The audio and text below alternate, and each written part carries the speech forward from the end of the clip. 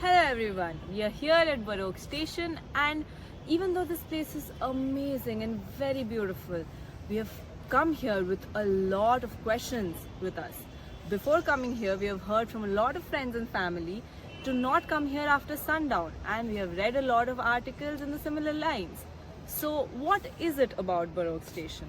Why is it considered so suspicious and spooky and haunted?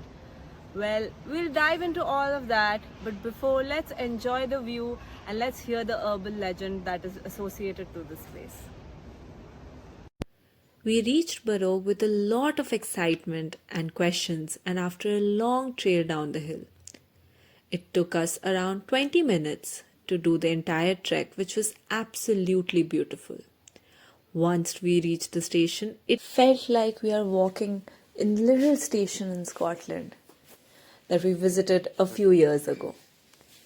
At the station, the tapestry of green trees with red bricks gave us a contrasting experience which was absolutely mesmerizing.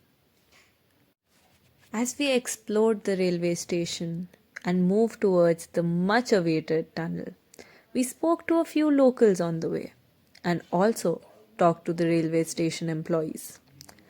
But before getting into that, let's first talk about what was the story that led to the very reputation of the spooky Barog tunnel.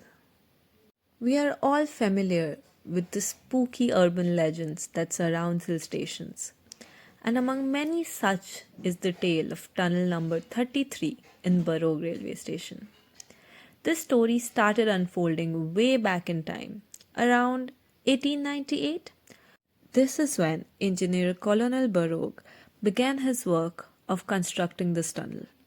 After months of calculation, he started building this tunnel from two sides with the hope of making the different ends meet in the middle. His hope remained unfulfilled. The tunnel never met. He was fired and fined, and while dealing with the burden and depression, he decided to shoot himself on a regular night walk with his dog.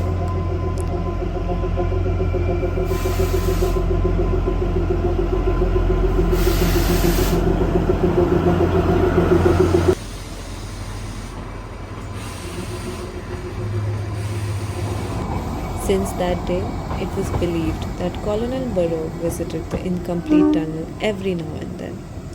And even though his life ended tragically, he never harmed anyone, just chatted with unaware strangers in a friendly way. It was also believed that government tried to lock up the incomplete tunnel, but every time they did, the lock would be found broken. Later, the tunnel was completed by Harrington in 1903.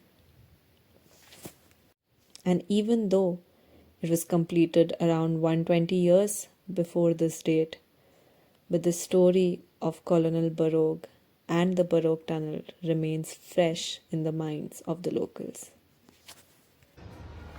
So we have talked to a lot of railway employees, and even though they've heard a lot of things and a lot of stories, but in their experience of staying here from morning to night for months and years, they've not felt anything suspicious or spooky. The same is the experience of the locals here who have heard these stories for years, but they have never seen anything from their own eyes. So now the conclusion is yours.